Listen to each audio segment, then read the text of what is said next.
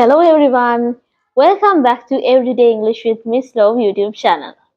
අද දවසේදී අපි ඊටම වැදගත් මාතෘකාවක් ගැන තියෙන වැදගත් ප්‍රශ්නයක් තමයි විසඳ ගන්න හදන්නේ. ඒ තමයි ගොඩක් කට්ටියට තියෙන ගැටලුවක් තමයි අපි මොකක් හරි දෙයක් ගැන කතා කරනකොට මේ simple past සහ present perfect කියන tenses දෙකෙන් මොකක්ද හරියට පාවිච්චි කරන්න ඕනේ කියන එක. ඒ කියන්නේ did සහ have done කියන structures දෙක හරියට කොහොමද පාවිච්චි කරන්න කියන එක සම්බන්ධ ගැටලු තියෙනවා. right.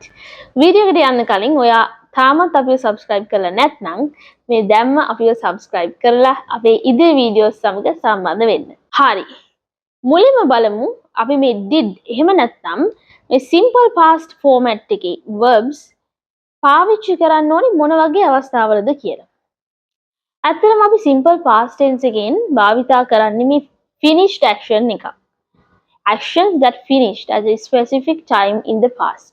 අතීතයේ එක්තරා අවස්ථාවකදී සිදු වී අවසන් වූ ක්‍රියා විස්තර කරන්න තමයි අපි මේ simple past කියන format එක යොදාගන්නේ.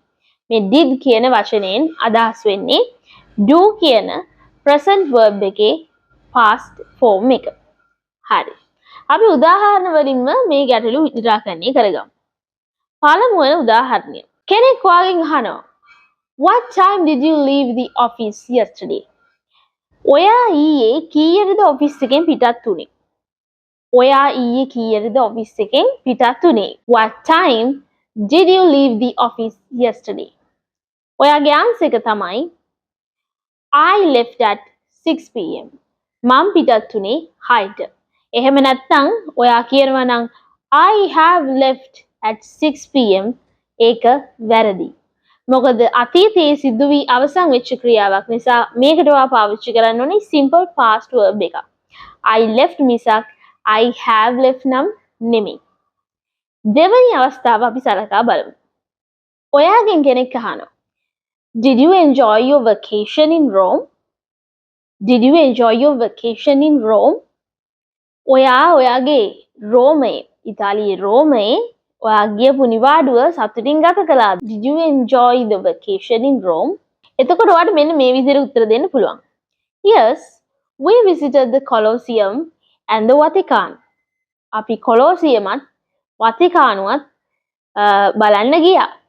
ඉතින් අතීතයේ යම් කිසි specific time එකකදී අවසන් වෙච්ච finish වෙච්ච ක්‍රියාවක් තමයි අපි මේ simple past verb එකකින් අර්ථකථනය කරන්නේ. හරි.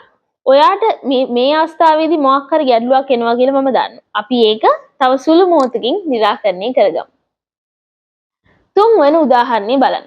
ඔයාගෙන් කවුරු හරි අහනවා ඔයා කොච්චර කල් ඩුබායි වල ජීවත් වුණාද? How long did you live in Dubai? How long did you live in Dubai? Dubai වල කොච්චර කාල ජීවත් වුණාද? ඔයා ආන්සර් කරනවා I lived there for 7 years. මං අවුරුදු 7ක් එහෙ ජීවත් වුණා. ඒ කියන්නේ ඔයා දැන් ඩුබායි වල ජීවත් වෙනා නෙමෙයි දැන් ඔයා වෙන කොහෙද ජීවත් වෙන්නේ. ඉතින් ඔයා අතීතයේදී අවසන් කළ ක්‍රියාවක් විස්තර කරන්න මේ simple past කියන format එක යොදා ගන්නවා. ඉතින් ඔයා අතීතයේදී සිදු කළ අවසන් ක්‍රියාවක් විස්තර කරන්න භාවිතා කරන්නේ මේ simple past verbs ටික. හරි. දැන් ඔයාට simple past ගැන හොඳ අවබෝධයක් තියෙනවා. අපි ඊළඟට බලමු present perfect tense එක මේකෙන් වෙනස් වෙන්නේ කොහොමද කියලා. present perfect වලින් අපි සාකච්ඡා කරන්නේ actions that connects past to the present. ඒ කියන්නේ වර්තමානයට සම්බන්ධ කරන අතීත කාල ක්‍රියා. ඒකනේ මේක present perfect වෙන්නේ. The time period is not finished yet. The time period is not finished yet. තාමත් ඒ කාලය කියන එක අවසන් වෙලා නැහැ. ඒ වගේම ඔයාලට තේරුම් ගන්න පුළුවන් යම්කිසි life experience එකක්. ඒ කියන්නේ ඔයාගේ ජීවන අත්දැකීමක් ඔබේ ජීවිතයේ වර්තමානයේ දක්වා ගෙනෙන එකක් නේ. ඉතින් ඔබේ ජීවන අත්දැකීමක් ගැන විස්තර කරනකොට අනිවාර්යයෙන්ම ඔබ යොදාගත යුතු tense එක තමයි මේ present perfect කියන ආකාරය. present perfect කියන tense එක. present perfect tense එක හරියට පාවිච්චි කරන්නේ කොහොමද කියලා මම සම්පූර්ණ පාඩමක් ඔයාලට නොමිලේම ලබා දීලා තියෙනවා. ඒකේ link එක පහළ comment section එකෙන් ඔයාලට ලබා ගන්න පුළුවන්. ඉතින් අද අපි කතා කරන්නේ මේ simple past සහ present perfect අතර තියෙන වෙනස සම්බන්ධව. ඉතින් අපි උදාහරණ වලින් මේ දේ තේරුම් ගමු. එකපාරටම ඔයාගේ ගෙදරට යාළුවෙක් එනවා. කියන්නෙත් නැතුව. ඉතින් මේ යාළුවා ඔයාගෙන් අහනවා why is your shirt wet? Why is your shirt wet? ඇයි ඔයාගේ ෂර්ට් එක තෙත?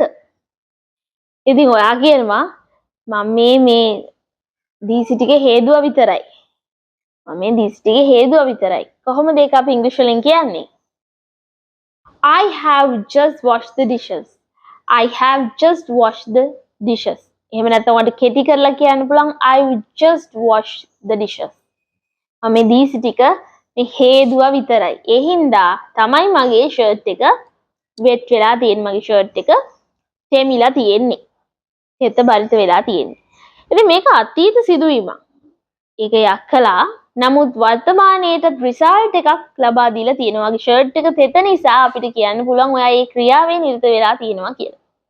එතකොට වර්තමාන ප්‍රතිඵලයක් සහිත අතීත ක්‍රියාවකට අපි පාවිච්චි කරන්න ඕනි present perfect tense. දෙවන අවස්ථාව බලමු. කෙනෙක් අහනවා මේ එයාලා මැරි කරලා කොච්චර කාලද දැන්? එතකොට අපි මෙහෙම අහනවා. How long have they been married? How long have they been married? කොච්චර කාලද එයාලා මැරි කරලා? එතකොට අපි කියනවා එයාලා 2010 ඉඳලා මැරි කරලා ඉන්නේ. දැන් අදටත් මැරේජ් එක තියෙනවා. ඒත් අපි කියනවා they have been married since 2010. They have been married since 2010. They have been married since 2010. එයාලා 2010 ඉඳලා මැරි කරලා ඉන්නේ. ඒකට ඔයාලට තේරෙනවා මේ present perfect කියන එක මේ වර්තමානයේ සම්බන්ධයි. අතීතයේ සිදුවන සිදුවීමක්. නමුත් ඒකේ time period එක අවසන් වෙලා නැහැ. මැරේජ් එක තාම තියෙනවා. 2010 ඉඳලා. හරි. එතකොට අපි තුන්වෙනි උදාහරණයක් බලමු. ඔයාගේ යාළුවෙක් ඔයාගෙන් අහනවා ඔයා අර බීච් එකට කලින් ගිහිල්ලා තියෙනවද? Have you ever visited that beach before? Have you ever visited that beach before? ඔයා ඒ බීච් එකට කලින් ගිහිල්ලා තියෙනවද? එතකොට ඔයාගේ උත්තරේ ඔයා කොහොමද දෙන්නේ? Yes, I have visited that beach many times. මම ඒ බීච් එකට කීප වතාවක්ම ගිහින් තියෙනවා. I have visited that beach many times. එතකොට මම කීප වතාවක් යමක් මගේ කරලා තියෙනවා. මගේ life experience එකක් තමයි මේ කියන්නේ. හරි මගේ ජීවන අත්දැකීමක් තමයි මම මේ කියන්නේ.